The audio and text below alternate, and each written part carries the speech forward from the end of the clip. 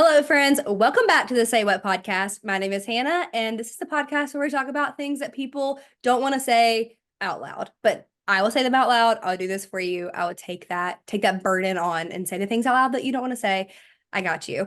I am so excited to record today because we actually have another guest who has been on the podcast before, and she's coming back. And I love podcasting with her. Our missions are so similar. I feel like we're always on the same path with stuff, and I love it. And I just love her content. So we have Jess Seitz today from Pain Free Intimacy. Jess, say hello. Hello, thanks for having me. Yes, I'm so excited to have you. We've recorded an episode before sharing your story and your experience with vaginismus, and it was so powerful. I had so many people, respond to that and tell me like how much hearing your story helped them and how big of an impact it had on their life. And so I am just so grateful to have you back on the podcast. After that episode, I was like, okay, I have to have you back. I want to talk about dilating, and you're the perfect person to talk about that with, especially because you did like recently a whole series on your Instagram Reels about dilating. And I was like, oh my gosh, this was such good content. So I'm very happy to have you back on the podcast. Yay, I'm happy to be here. And although dilating is not the most fun thing, it's super necessary and great to kind of break down a little bit further. So thanks for dedicating an episode to this. Absolutely. So catch us up since the last time that been here. Is anything new happening? How is like coaching going? And also tell the new listeners a little bit about yourself, because I know there's new people listening. So maybe tell a little bit about who you are. Yeah, awesome. So I'm Jess. I am an occupational therapist and a vaginismus coach. I have something new is I'm about to actually this weekend, I will get my trauma-informed pelvic health certification. So Oh which is my so gosh, fun. So I'll have that's like even so more. exciting. Yeah, oh my gosh, Lindsay Vessel is an occupational therapist who's just she's brilliant, and so she does this new trauma-informed certification for occupational therapists to help kind of unload some of the trauma that our body holds on. And Wow. not all of my clients, actually probably 90% of my clients don't have a history of sexual abuse or sexual trauma, but vaginismus, as you probably know, in and of itself has trauma tendencies. Our body kind of holds on to that trauma. So Definitely. I'm so excited to kind of add all this into kind of the Yeah. coaching experience that my clients will get. So yeah, that's the new thing. But basically, yes, I am an occupational therapist, a pelvic floor therapist, and I had vaginismus myself for 8 long years. Mhm. I haven't always been in pelvic floor. Before that, I was working as a kind of a neuro-informed OT. I was specifically working with patients with chronic pain, helping them kind of battle against things like complex regional pain syndrome, fibromyalgia, some of those more like chronic whole body systemic kind of things. Mhm. And so it took me way too long to kind of realize maybe vaginismus is more of this, and I'm doing the wrong approach, or I Yeah. need to expand my approach to how I, battle my own personal vaginismus. So once Right. I took what I was doing as a pain specialist in OT and used that with vaginismus is when I personally was able to finally like get past this and just see so much success. And that was 5 years ago. And so it's been 5 years and I still don't have pain. I like desire and a sex drive. I initiate things now. Whereas Yeah. before, That's huge. That's awesome. oh, girl, anyone who has vaginismus knows like the whole Oh, like yeah. down experience you get with Yes. intimacy is frustrating. Yeah. So I'm glad to just like be on the other side of that. And now I get to help women all over the world be able to get past vaginismus and enjoy intimacy the way God truly designed it to be. So yeah. Absolutely. That's so powerful. And like I said a minute ago, we do have a whole episode talking about her story. So I definitely recommend you guys like go back and listen to that episode. I will link it so you can hear like really in detail, all of that and how she experienced healing. But that's so exciting that you're getting that certification. It's always good to like learn more and like grow in that area. And so like that's really cool that you're going to be able to have that to be able to offer, more just in-depth things with your clients. Like that's so cool. That's so exciting. I'm so excited. So I get to go to Arizona this weekend for an in-person lab kind of stuff. So Oh, I'm cool. stoked. I've never been to Arizona. Have you been to Arizona? I have. I love it. We actually almost moved to Arizona when we moved back to the States Oh, last year. really? We were moved Okay. to Tucson and Florida ended up winning out. But yeah. Thanks. That's cool. That's exciting. Well, today I wanted to talk about dilating because I still get like so many questions about dilating. I don't know if you feel this way, but when you have like a niche in your field and you talk about something all the time, sometimes it feels like everyone already knows this. But then I get messages like from people all the time that are like, "How do I do this? How do I do this?" And I'm like, "Oh, that's right. Not everybody knows this. Just because I talk about it all the time doesn't mean that this is like a known thing." And so I have an episode that's honestly, I think now a couple of years ago at this point, called Dilating 101, that you guys can go back and listen to. But it's been a long time since I've talked about dilating specifically. And so I wanted to talk about it today because I really want to focus on the mental load of dilating.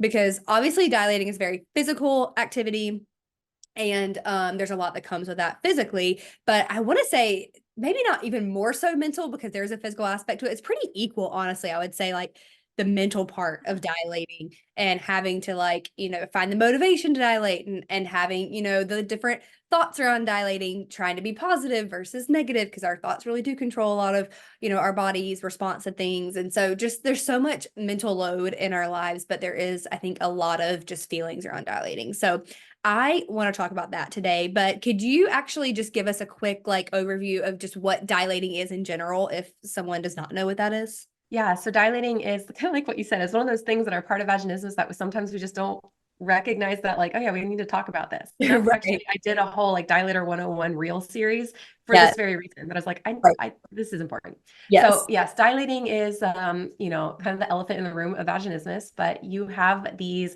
like graduated cylinders essentially, that can start about the size of maybe smaller than your finger, and they can go up to the size of, your typical average male penis. Yep. They're made of different materials, either plastic or silicone, but you just gradually kind of increase your body's tolerance to that size.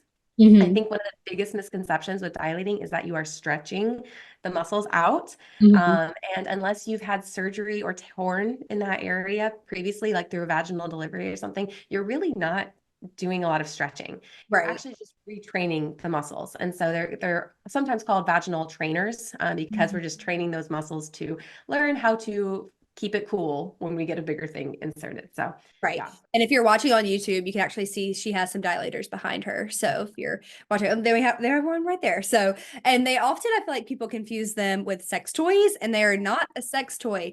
There's nothing wrong with sex toys. Let's make that so clear. Like, there's truly nothing wrong with a sex toy, but it is important to differentiate a dilator from a sex toy, because if you do have personal conviction about sex toys, you may not want to use them, but this dilator could be really helpful for you in your healing journey. And so knowing that it's not a sex toy and it is a medical device can just be huge for your, like, thoughts around dilating and actually getting you to dilate if it's something that you need to do. Yeah, exactly. Yeah, they're medical devices, medical grade silicone, all of the stuff, Yes. medical. So what is your I think with the mental load of dilating, it can be so draining for people to be like, okay, I have to dilate. I don't want to dilate. Like, there's just so many, like, anxieties around it. Like, what is your personal experience with, like, just in general, the mental load? Do you feel like you were able to be like, okay, I'm excited to dilate. I'm going to dilate once a week. It's going to be awesome. And it wasn't really a mental load for you? Or, in your experience with coaching, like, what have you heard from people? Is it something that people, like, look forward to, or are they more just like, that I'm dreading doing this? Oh, look forward to. I have had, no, for me, I would never look forward to them. I actually, I didn't either. I don't recommend this, but I called them failure tubes for the first part of my fashionista journey, because Oh no. they are just reminders of like what my body can't do, that I Yeah. have to do this and nobody else has to, and to have sex. And Right. yeah, so I call them, I don't recommend calling them failure tubes. We need to have a better mindset. But back then it was just, that's, Just where yeah, you were at. where I was. I do have one client who actually, I love her. And this is not typical, but within 2 weeks of working with me, she was able to transition to pain-free sex, which is great. Oh my gosh. She's not actually, yeah, it was awesome. She did a lot of the nervous system work. I was able to get her body to just show up, and it's great.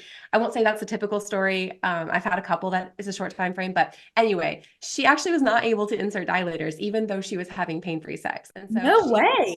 in the program to work on getting dilators in, because she was so excited to get dilators. And I was like, girl, you are crazy. I do not understand, but I support you. I will be here Right. for you and your Right. goals. But Right. I would be moving on and throwing this in the trash can. But Yeah, yeah. But if that's what yeah. you want, hey, I get it. But So that's wow. I, Wow. I think for most people, these are something they dread. They're not the most fun. It's a necessary evil with vaginismus, but there are things we can do to better support that process and make it something that we can shift our mindset and Yeah. celebrate and have fun with them. So, but Yeah. yeah, in my own experience, it took a lot to get Yeah. excited to dilate. Yeah, I know when I, like, first got them and it had to become part of my routine, I just remember being like, I already have painful sex. Like I'm already anxious. I'm already in therapy. I'm already going to pellet floor therapy. And you're telling me I have to do this one other thing. Like I'm exhausted. Also, like what time of day am I supposed to do this? Because like I'm working, I'm, going to therapy, going to physical therapy, doing all these things. I'm like, this is one more thing. But I dreaded it so much, but I did find so much, growth in my healing journey from dilating. Like I really started to experience healing. And that I will say, once I started like getting better, I had like a better, outlook on dilating because I was like, oh, I actually do see some progress is being made. And once you see progress, that's actually really helpful in your dilating journey. But I was just like, oh my gosh, I don't want to do this. I don't know that I ever like looked forward to doing it. So, what are some ways that someone who is dilating can view this in a way that like that is a more positive experience rather than a chore? Because I think so many of us really do just see it as a chore, as just like one more thing we have to do. And like you said, it's like frustrating. It's like other people don't have to do this to have sex, and I have to do this to have sex. And so, what are some ways that we can, view this as not a chore? Yeah, I think the big thing is kind of keeping your perspective on what is your why? What is the Yeah. ultimate, what's your goal? I have my clients week one of working with me. They have a kind of an inspiration sheet I have them fill out that has a whole bunch of leaves and a tree and all those great things. And it's like kind of like writing out their why behind they want to do this. And the why I encourage them is not just to have pain-free sex, because that might not be big enough. When we really start lacking desire and we're really like, is it worth it to even have sex? Like we can do other things like that. Why for some of us isn't strong enough. So really dig deep into what is your personal why for why you want to get past vaginismus. There's many reasons. It could be just like freedom to wear tampons. It could be freedom to be able to show up at the gynecologist and feel like a woman who's got a body she can trust to be healthy. It can be like wanting to not even have the mental gymnastics before you're intimate. Like any of these things that could be the why. That's what I encourage you to write that down. Simple, write it out. Doesn't have to be a whole journal page. It could be. And then, cut it out, print it out, put it in a frame and put it by your dilators. And then just like that is it's your grounding thing to come back to that why. And that in those moments where you're seeing like just failure, I say failure, quote unquote failure, not seeing the progress you want, you're frustrated beyond all belief. You don't understand why you have to go through this and no one else. That's all of those negative thoughts come in. You have that central why to come back to. I also like to go off of that. I saw that you had posted, it might have been a reel. I can't remember if it was a reel or a post, but you were talking about having your dilators like out on your nightstand, like not having them hidden, and how that can help like desensitize your like, thoughts to it. And I think when you said like have your why next to your dilators, I just thought about that. Like, not storing your dilators in a place that's not like, hidden away. I was just thinking about that when you said to or to have your why next to your dilators, have it on your nightstand. Yeah. And I think like a huge part of this is desensitizing to the dilator. Like for me, when I was going through vaginismus, they were hidden, they were in their nightstand. They felt like, I just didn't love it. And then, Right. Now I dance on social media with dilators in my hand. Right, I know, same. I will say, if you have kids, that might be a little bit difficult. Yeah. Tate did get into my dilators the other day. They were just like in the office floor, and he like walked into his room and like holding it, and I was like, good. I was like, Good. your mother does talk about sex on the internet. I'm so sorry. This is just like what you have. They were clean, like it's ones that I use just for like showing Yeah. things or whatever. But it just really made me laugh. I was like, okay, this is definitely my child right here walking in with my dilators. Yeah. I mean, he's going to grow up having Yep. great confidence and understanding Oh, his I, body. I was like, I would have to tell him that he's gonna really have to like chill with what he tells people, because I feel like he's gonna be the kid who knows like everything about everything, and he's gonna need to like really like chill out and not tell everybody. But we'll cross that bridge when we get to it. Rotate. I love it. Yeah. Yeah. So all that you said, desensitize to them, like leave them out. I have my clients name them funny names. One, I hate when we call them numbers. I'm on the fourth out of six or whatever. It's like, stop. Because that's just that in of itself is a measure of progression. Like if you're on 4 to 6, you're 2 away from your goal. You've only made it 4, it's just like that. That alone makes you remind yourself of that you're not at your goal. So Right. let's take the numbers away. Let's call it something else. I don't care. Call it the color, name it a stupid name. I have Yeah. one client who's named hers cities that her and her husband have traveled to, and the goal dilator is their city they're going to travel to when she graduates from vaginismus. So I it's like she's love it. currently on Paris, but she's working towards Tokyo. And it's Yes. like, yeah, That that's is great. so powerful though. Like I gave the rod in my leg a name because I was like, I feel so disconnected from this. I was like, I need to like start to view this rod in my leg as like part of Yeah, me. And not that necessarily that your dilators have to be part of you, but it really does help just like, even just lighten the mood with it. Like when I think about the rod in my leg, I'm like, oh, me and Tibby just hanging out together. And then, your dilators, her and Paris are just hanging out. Like, it's just a more like positive experience with it, oh, interaction. yeah, and you can have fun. I think we just need to give ourselves the freedom to not see these things as so scary and to start having fun with them. I joke around like, hey, set them up as bowling pins, take a ball and knock them over. I don't care. Like, do whatever you do. I had one client glue googly eyes to them. So That we just try to have fun and yeah, like making this not such a chore. And like yeah. chores are fun. So let's make it fun. Let's do great things with them. So yeah. Yeah. I would say another thing that can, help make this less of that chore is to, I love when I have clients like log their success. Mm, We sometimes only think progress is if we can get the dilator in more or we can go up a size. mm, And I love that we're like trying to see the positive in this, but if that's your definition of progress, things are happening in your body that you're not going to be able to measure. right. You Yes. know, Yes. even if you have to go down a dilator size, but you still showed up for your body, you were regulated, you were able to like not experience like the same kind of drama internally with the going down a size, to me, that's growth. And Mm, so that's a win, even if it's not so changing our definition of success. And so I like to change those or shift from progress to growth. growth. And if we're looking at growth happens in ways we cannot physically see. Growth can happen just by showing up for ourselves. We grew that day.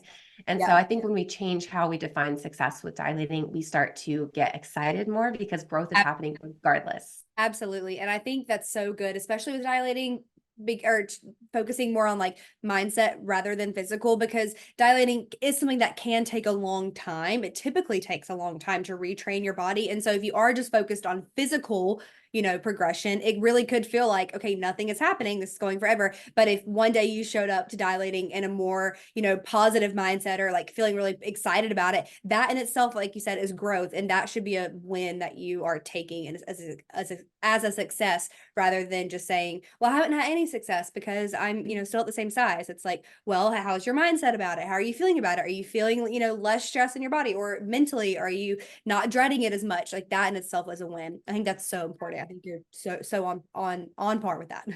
Yeah. And if you write those down, you have something to come back to in the moments where you're just like, I haven't seen, quote unquote, success in 2 weeks. I'm over it. I'm frustrated. But if you have kind of like those lists of things, like those Ebenezer moments that you can like check back in and be like, you know what? I never got to this point. I remember when I did this, or I've been able to wear tampons now. I haven't worn tampons in 20 years or Right. whatever. Like those are the things you can come back to and be like, no, I have seen growth. I just don't feel it in this moment right now. So I Right. definitely recommend writing down the things that you can kind of come back to so you Yeah. can reflect on that as well as your why. So, Totally, totally. No, that is so good. I think that's so good. One thing that I feel like we talk about a lot with this, and I see you speak about this a lot, is regulating your nervous system, which I love. I think that's so important. Me going to acupuncture was a way that I regulated my nervous system, and that was a tremendous part of my healing journey. Like it was a huge piece of it was going to acupuncture, and that's how I regulated my nervous system. And so, can you just talk a little bit about that? Like, what does that even mean? How do you regulate your nervous system? Why is that important? Just like, what does that even mean, and how does that go with dilating? yeah, nervous system regulation is the backbone of my program and all of the stuff that I do. It is at the most basic level the thing that we must do in order to function in this world. Mm. And so it's huge, it's important, and it can make or break your recovery with vaginismus. If you think of like, I guess there's kind of like Maslow's hierarchy of needs is one of the frameworks, but just imagine a triangle, and at the bottom level of the triangle is the foundation that you need to have in order to kind of move up the triangle. And we'll just say like beating vaginismus is at the top. And Mm. so at the bottom, we do have to have a nervous system that's regulated. Like we have to have a body that is in that state where it's able to learn, it's able to grow. And if we're not in a state where we can learn and we can, build resilience, we're just going to continue on a downward spiral. Yeah. A lot of things go into nervous system regulation. Like it is, a lot. I spend a lot of times with my clients here, and I have over 30 different strategies that we go over. So, and it looks different for everyone. So, acupuncture works great for some, for others, not so much. Breathing Right. works great for some, for others, not so much. I can't stand yoga. I just, for me, it is really dysregulating to do yoga. So, Yeah. figuring out what that means for your body is going to be what's key, and then supporting your body throughout the day, but also during the more stressful events like dilating. So basically, like we have, two, and there's, this, we can get more complicated with talking about this, but in Yeah. simplicity, there's kind of our automatic nervous system. Our autonomic one is the one that kind of like happens involuntarily. It's the nervous system that controls our organs, all of our kind of like breathing and functioning that we don't even think about, the autonomic stuff. And then within that, we have a fight or flight response, that stress-based response, and then we have the calming response. Mhm. That's a sympathetic versus the parasympathetic nervous system. And the goal is for those to work together well. If we need both of them in our everyday. We go into both of these states regularly. And if you're talking about arousal and intimacy, we need these to work together well. And this is why a lot of my clients with vaginismus, if your sympathetic nervous system is calling all the shots, we can't even really get aroused well. Orgasms aren't going to be able to happen because you've not balanced those nervous systems well enough to be able to jump from calming to stress back to calming for the whole orgasm event to happen because pain is there. So anyway, we need to be able to get our body to exit out of that sympathetic stress-based response into that calming system while we're doing some of the more challenging activities, like dilating, or partner work or whatever it might be. Yeah. So that is a skill that we can learn. And again, unfortunately, not everyone has to put this much effort into their body. Right. But for us who are a little bit on the dysregulated side, we do. We need to figure out how to balance this better and to support ourselves better. And that's when we'll really start seeing a lot of progress. Right. Yeah, I remember going to like the very first time I went to a pelvic floor physical therapist, not the one that I ended up working with, but when she was like doing an exam on me, she was literally like, your nervous system is absolutely insane. She's like, we can't even do any kind of therapy on you. So I have to give you diazepam and you have to take this medicine to calm your body down before I can even we can even do a single thing. And I was like, okay, calm down. I also don't want to take medicine, number one. I was like, this does not I was like, you're stressing me out more now telling me this and like kind of being so like about it. I was like, okay, so I started taking the diazepam, terrible, huge regret. Don't ever want to do that again. But then when I went and talked to the new person that I saw, she actually like spoke to me about it in a way kind of how you did, explaining it a little bit more. And she was like, we can definitely do things now to help with this, process. And regular nervous system is a big part of it. And we're gonna be doing that while we're working. It's like part of your healing journey, not like step one, or you have to do this first, then you can work on healing. She's like, it's all in one. Like that, this is what we're doing to help you get to healing. And so that's why we started with acupuncture. And I saw a lot of success with that, because we also learned some different breathing exercises as well. But it really is just like so important. Like I had to get my nervous system to just like chill before I feel like we could really do a lot of things. So Yes, for sure. And if someone listening out there and they have been prescribed a medication, that's often why. It's usually diazepam or nortriptyline, amitriptyline. All of those are kind of like your doctor's trying to hack into getting that nervous system to calm down. I was on medication. I did not find it helpful. It actually was much worse for me. It caused me to have tachycardia and like elevated heart rate, which just was so much worse. yeah, Like, get me off this thing. right, Um, right. so if that's what you're experiencing and you feel like you're a failure because you've tried the medication and you didn't like it, it's okay. There It's are other ways we can get the nervous system to totally. calm down. Yeah. We love modern medicine. I'm on an antidepressant to help with my anxiety, and that is very helpful for me. But it was not what I needed for my vaginismus. Like Yeah. so And it can, like you said, it can be helpful for some, but if it's not been helpful for you, it's okay. You're not a failure. Not all hope is lost. We can do this, you totally. know. Yeah. So how does this like relate specifically to dilating? Because I know it's like super important for us to like regulate our nervous systems to help with our healing process from vaginismus, but with dilating specifically, like how does this relate to that?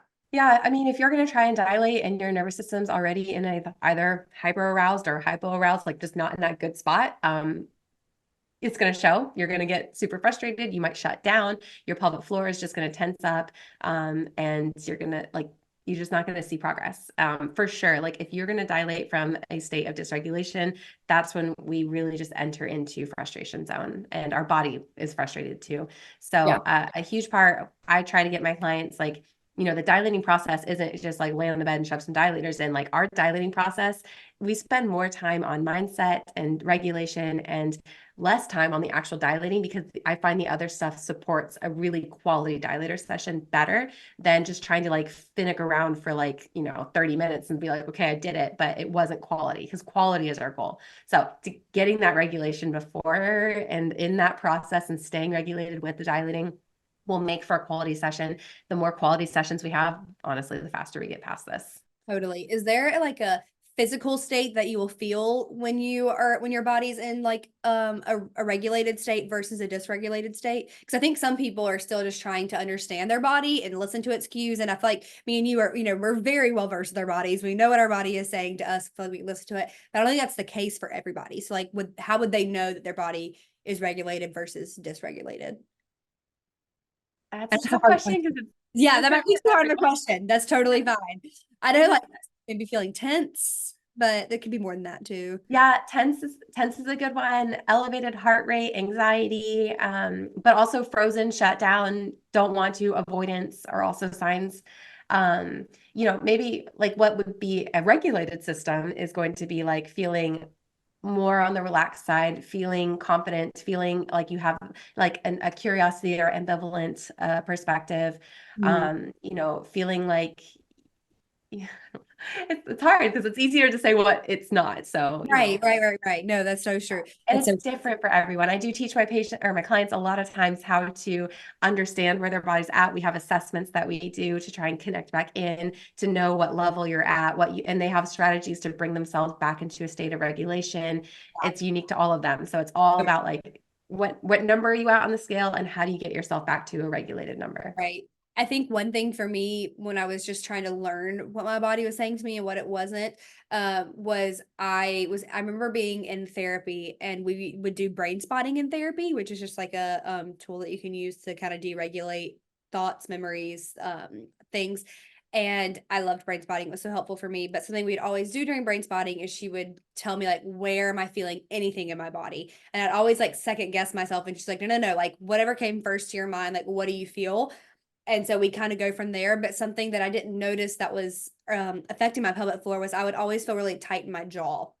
And then she explained how, like, because you may not know that your pelvic floor is actually tight. Like, you may not be able to like recognize that, like, oh, that is feeling tight, that is feeling stressed, or whenever I'm inserting things, I'm tensing up. But you may not recognize that beforehand, but you may have a tight jaw all the time, but your jaw is actually connected to your pelvic floor. And so that's a way for you, I think, to know that things aren't regulated. And I never had made that connection and didn't realize that until we were talking about that in therapy one day, which is like the connection between your jaw and your pelvic floor. I had no idea. Yeah, it's strong actually. It's pretty strong. A lot of Yes. women who have vaginismus do have jaw pain. Yep. Yep. It's something I feel like I'm working on is having really intense jaw pain, but I'm always just trying to, but I don't, but I have pain-free sex and it's great, which is beautiful, but jaw pain is still there sometimes. Okay, let's do some questions now because we got some really good questions from some people. Some we had already answered during this episode, so I didn't write them down. But here are some questions from the listeners, from you guys. So someone said, how often should you dilate? Yeah, so it depends. Yeah. I will tell you to defer to your personal pelvic floor therapist. Always follow their plan of care and what they have for you. I do have my own protocol that I work with my clients, and I teach my clients how to understand how much they should dilate based on their nervous system and what they need for their recovery. And so I can't even tell my clients like this is the time that you should Right. dilate. I Yeah. mean, in general, probably anywhere between 2 and 5 times a week. Some people say you shouldn't dilate back to back. I haven't found any research to support that. So if you feel like you want to dilate 2 days in a row, go for it. As long as your pelvic floor therapist supports that. So always defer to your personal provider and what their recommendation is. But yeah. Totally. Totally. No, when I was dilating, I think I was doing it. My provider told me or suggested that I do it, I think twice a week. And I was definitely not doing it twice a week. I was doing it once a week. And then once I was like kind of got over myself, I did start doing it twice a week. But for a while, I was just doing it once a week because I was just like, I hate this. I don't want to do it. And so I can only get myself to do it once a week. But yeah, it really does. I included this question because I knew it was a hard one to answer, but I think everybody's always just like, how much should I do this? And so I at least wanted to talk about it. But yeah, I think like you said, the general like 2 to 5 times. But it really depends on what I think plan your therapist has for you. Yeah. And if it makes anyone feel any better, I've scoured research on vaginismus and pretty much know everything there is out there. I mean, that Mhm. I've been able to find. There's not one thing that's like, this is what the research says. So Yeah. neuroplasticity and neuro reeducation is so individualized. So what Yeah. works best for you is not going to work best for somebody else. Totally. Totally. So the next question we got is what to do when you cannot progress from one size to the next. It feels like progress is stalling. This is a common thing. This is part of everyone's battle with vaginismus is this. And it is like, if I could just would define vaginismus, progress is just all over the place. Yep. And so we do get So stuck in up and down. It's yeah. so up and down. The first off is just like take a deep breath. You're normal. That's like Yes. typical. Yeah. And pat yourself on the back for joining in the awesome cool girls club of vaginismus. But that I doesn't don't help know us. that I know one person, honestly, that it just like started from bottom and just slowly went up all the time. Like I Yeah. really don't know to talk to anybody that has been the case. Yeah. Yeah. So I would say like take a break. If this is something that's just really frustrating for you, you've been on this dilator for a while, I encourage my clients, hey, take a week off, take 2 weeks off. If you understand like neuro reeducation and how all this works, taking 2 weeks off is not going to set you back at all. It might just be what your body needs for kind of coming back in a little bit more refreshed and out of that frustration cycle, allowing that curiosity mindset. So taking a break might be the best thing for you at that point. Yeah. But also you can focus on an easier task. Go down a dilator size without shame, without judgment, without frustration, and just enjoy an easier dilator. Try new things with the easier dilator. Try, different movements, try different positions, try moving your body and keeping the dilator still. Have Yeah. fun with the easier dilator to get your body feeling confident and in control, and Mhm. then come back to, maybe after a week of doing that, then come back to the current dilator you're working on, and that can just be enough to help give your body the confidence it needs. Mhm. And then just shifting your definition of success to growth. Yeah. Like So being at the current dilator you're on, if it's been 6 months at the same dilator, you might feel like you're not progressing, but your body is making huge leaps and yes. bounds in ways that you just aren't seeing. So like we talked Right. about this already, but shift your definition of what progress is to growth and yeah. Absolutely. What are your thoughts on this? I'm trying to remember exactly what show. I was in therapy and we were talking about this part like vaginismus and how I felt like I was just like one day I was healed and the next day I wasn't. And or no. I was this is what it was. I had to really go back to thinking. Had pain-free sex. And then I remember telling her, I was like, I don't want to say the word like cured or healed because I'm so scared that like it's going to hurt again one day. And then that just means I'm not healed anymore. And something she had said to me, because we can talk about this because we're both Christians, is she was like, what the Lord heals, like you're not necessarily going to have like a setback. Like healing just might look different. Like it doesn't mean that you're like not healed anymore. It's just like part of the journey because things happen and things come up. What are your thoughts on that? Do you feel like you agree with that? I feel like I do. Sometimes I go back and forth. I'm like, so, but you can have a setback, but maybe you don't have a setback. Like, what are your thoughts on, I guess, like setbacks? That's a That's big question. Sorry. a big question. I was just Um, thinking about that when we were talking about this, so it's okay. We can cut it if you want. No, so setbacks are, I think, a mindset and a framework that we apply. So if you have a setback, it often is a negative connotation to it. It would suggest that you're not making, like I said, you're not making that progress. But Yeah. if we change it to growth, which I am like with my Mhm. clients repeatedly, it's like it's growth, it's growth, it's growth. Like Mhm. if you are experiencing a different outcome from like the dilator sessions recently, that outcome you don't like Mhm. doesn't necessarily mean that you're not moving forward because, like I said, growth is a bigger process. Like we do Yeah. in the whole growth continuum, we have ups and downs. So if you think of the vaginismus journey as having mountains and valleys, there is an upward trajectory in that. So you may feel like you're coming down, but the trajectory is still upward towards growth. Yeah. And so when we think that we've had a setback, we tend to spiral. We Mhm. tend Oh, to get in our totally. heads. We tend Yeah. to, and that dysregulates us. We get into a hyperarousal state. We shut down. We, get we just get so dysregulated from our own Yeah. mindset of a setback, that we feel like we're a failure, we feel like we're wasting our time, we feel like we're never going to get there, we've wasted money, resource, whatever. Yeah. That alone will stifle progress. So when you can shift into a growth thing, like, I'm not seeing the physical outcomes I'm used to, but I Mhm. know that the growth is happening and I'm still on the upward trajectory. That just completely changes the way your body's going to interact with the whole dilating experience. Yeah, no, that's so good. I agree with all that, with it being like a mindset thing, like being a, just shifting that progress. I think that, goes with like the Lord has healed you, and the healing process just may not look like what, people Yes. define success as or define healing as, but it doesn't mean like the Lord took away the healing that he gave you. I think that was something Right. I was just like really struggling with that like aspect of it. Well, Um, and like God works in his own way. Like his ways are higher than our ways. And I today was actually just reading in First Samuel, and it's like David is in the desert of Judah or something, and he's like writing a psalm about how he's so parched and thirst, but yet he's crying out to the Lord. And I'm like, David at this point knows that he is king. He knows that right, he is going to take the throne from Saul. God has promised this to him, but yet he is sitting in the middle of the wilderness in Judah with 600 men around him craving water. And he's right, calling out to the Lord. And like God knew David's journey was going to look like this. He is not any less of a king. He's not going to, that throne is going to not be it's still going to be there for him. Like he's still going to get to that throne, but we're going in a desert, yeah, and yeah. he's going to cry out to God in Mhm. this desert. And those crying outs formed the Psalms that probably were a foundation for his time in the throne, also for Jesus's time here on earth, who's talked about the Psalms, and also for my morning quiet time this morning. And Right. so David in the desert, like he wasn't any less of a king. He didn't any less get that experience as king, but God brought him in the desert and he cried Yeah. out in faith. And so that's called dilating our So desert. good. We're going to Yep. cry out in faith, and we're going to know we're going to get to pain-free sex. That is God's ultimate plan for us in marriage, is to enjoy intimacy. We Yes. will get that in some way, shape, or form. But we're gonna cry out in the desert of Judah and thirst for God in this. Yeah. Wow. Chills. I have chills. You're so right. You're so right. Sometimes it is dilating in the desert. Sometimes it's dilating. I think that should be the title of today's episode. Dilating in the desert. That's so good. Okay. We have a couple more questions. I always feel sore for about 2 days afterwards. Should I be concerned?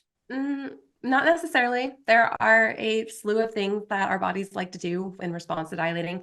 Bleeding, a lot of times bleeding is the one I get asked a lot of questions to. Is it normal to bleed? Usually if you go up a dilator size, you'll bleed. Is it normal to have burning when you pee afterwards?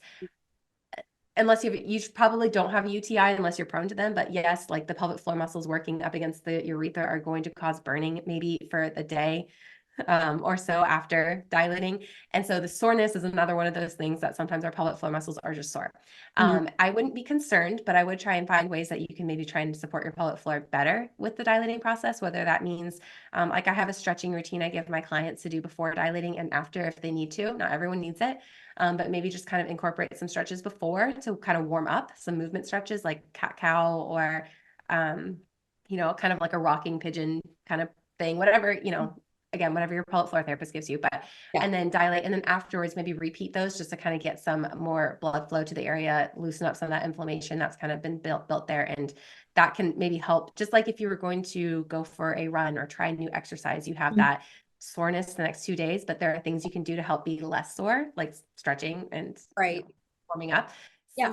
Similar things like that can help. But I wouldn't be concerned. I just would start learning how you could support your body better with that. Yeah. No, that's a good word. That is a good word. The next question. What is your self-care routine after you finish a dilating session? I would say this is kind of similar to the last one. Yeah. But I personally, for myself, had to learn to not just jump up from dilating and go to start making dinner or get out of the room as fast as possible, but Right. trying to and this is good practice for intimacy and sex too, because Oh, yeah. after you're done with sex, you don't just want to jump up and clean up. You want to still, Right. come down from that, enjoy the time. Yeah. So I try to have my clients mimic sex as best as possible. So Yeah. after dilating, have that moment where you reflect on it. What went well? What were your fears beforehand? Were those fears like true? I do have like reflection guide my clients go through so that we can kind of connect back in. And then, do maybe some stretches afterwards to just kind of like bring your nervous system back down. Maybe schedule going for a walk afterwards. So you can, if you got dysregulated during dilating, you can come back down and end kind of the whole experience with a regulated nervous system, which will help support you next time for getting into that regulated state sooner. Nice. Yeah. Nice. Good word. Okay, this will be the last question. How to incorporate your partner during this time of dilating? Um, this is hard, different for everyone. Yeah. I would say the main thing, and it depends on where you're at in your marriage, your experience, everything, but is to prevent re-traumatization. The whole goal with dilating is to do it in a safe, secure way where we don't re-traumatize the body and promote that response. Yeah, The yeah. partner integration piece, if you do this too rushed or don't have the right communication and stuff with that, it can further compound that transition from dilator to penis, Yeah, which yeah. with my clients is everything from day one, we're working on transition from dilator to penis. Right. And so we want to do that well. So I would say the biggest thing is going to be communicating with your partner. Like, where are we at? What do my needs are? How am I feeling? Communication is going to be the foundation of being able to, make sure you do this well. Probably, I mean, I have a whole protocol in my program, like I said, that supports clients in this. But the biggest thing I would say is to maybe establish a safe word or, like a traffic light system, like green, yellow, red. And so that you can start building trust that your partner will stop if something's uncomfortable. Yeah. And so you, in that moment where you're dysregulated, might not have the words to say, like, hey, I'm not feeling comfortable. So if you have a color system that's very basic, like, I'm feeling yellow. He knows what yellow means. He has a plan for what yellow incorporates. And if you're like, I'm red, he knows immediate stop. We gotta reflect and talk about this instead. So anyway, I think like safety is going to be the number one thing to prevent re-traumatization with the partner. Totally. Totally. Yeah. I don't know that Thomas ever used a dilator on me. So there was a couple of times where he just like lay in the bed next to me while I dilated, and that felt like good because it was helping us like have a more positive experience like together. But a lot of times I was like, I'm good. Like I need to I'm good to do this by myself. It was not something that I like necessarily wanted. We tried a couple times, but it just like didn't feel right for me to do. Right. Yeah. So I hesitate to say like, oh yeah, here's how you incorporate your partner, because Yeah. if that does not feel right, do not do it. Like, Right. Yeah. It just like didn't feel right for me. Some people are like, I feel like I have to. I'm like, you don't have to do anything. So you don't have to. Well, this was the last part, and I just wanted to include it because it was very sweet. Somebody said, no question, but because of you, I found her and I'm forever grateful. So you're the best. I'm so glad that you came on this podcast today. Thank you so much for being here and just like sharing all of your wisdom with us. The work that you're doing is so, so, so important. So keep doing it. Thank you. Is there anything that I can link for you? Is there anything you want to talk about? You've talked a lot about your clients. Like, how can someone work with you? What does that look like? Like, what kind of program do you have? well, I'll first off say I do have a free dilator guide on my website. So if you go to Awesome. painfreeintimacy.com under resources, I have a dilator 101. It's pretty extensive guide. There's a habit tracker, a dilator log, how-tos. And so that's there. If anyone's like, I just don't know where to start, I don't have a pelvic floor therapist, that's a good place to start. I have recommendations for dilators and stuff in there too. So it's free. It's on my website. So, and you can find it on my Instagram through my link tree also. And if you're someone who's just like, this is what I'm looking for, either on my link tree or my website, you can book to schedule a free consultation with me. It's super laid back and chill, and we just talk about where you're at and how we can, get you past this. And if this program that I offer would be a good fit for you, we can talk about that too. So super chill. I love, love, love getting to connect and meet women who are going through this. Even if we don't work together, it's so, so awesome to be able to hear stories and just inspire and encourage. So Absolutely. yeah. And I will link the guide in the episode notes and her website so you guys can have that easy access. Thank you so much for being on the podcast today. I just really, really enjoyed our conversation. I think it was be so helpful for so many women who are starting the dilating process. So or are in the middle. I can't speak of dilating. I think this will be so helpful for them. So thank you so much for being here today, Jess. And it's always a pleasure to podcast with you. Yeah, thank you so much. And thanks for just giving space for such important topics. Like, this is so sweet, Hannah. I'm so grateful for you. So thank you. Thanks. Same. Okay, friends, we will talk soon.